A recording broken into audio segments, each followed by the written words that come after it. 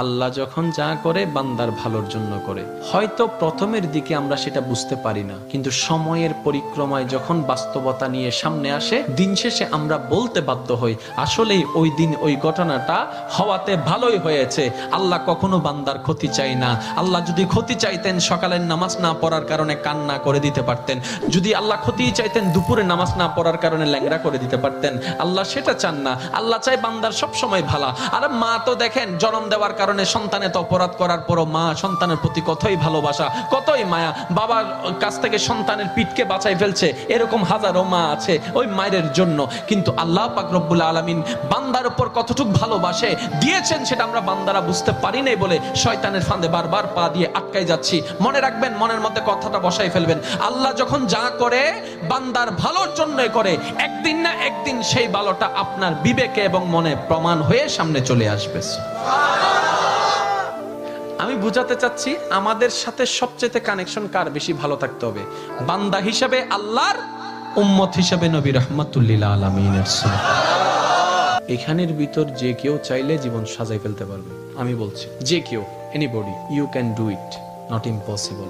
Because impossible শব্দটাকে যদি একদম ভালো করে গভীরভাবে দেখেন, সেখানের ভিতর আপনি আশ্চর্যভাবে একটা জিনিস দেখবেন। ইম্পসিবল একটু যদি ডিফাইন করেন, ভাগ করেন, দেখবেন I am possible. Impossible, possible কে আলাদা রাখেন, আই এম কে আলাদা রাখেন। I am possible. ইম্পসিবল শব্দটাই আপনাকে জানান দিচ্ছে আমি অসম্ভব নই, যদি রবের রহমত থাকে আমি তোমার জন্য সম্ভব।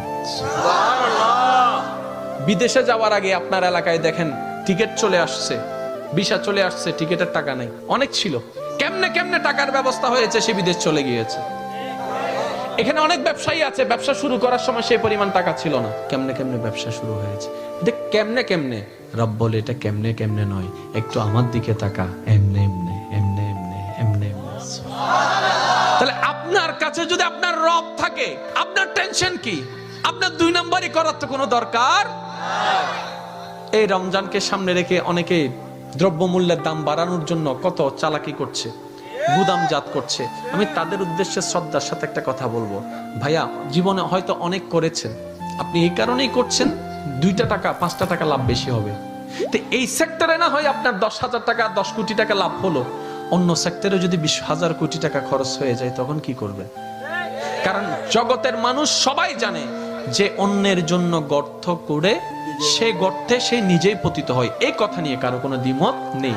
যে অন্যের কষ্টের কারণ হয় সে নিজের জীবনে কষ্টকে দাওয়াত দেয়, এই কথা নিয়ে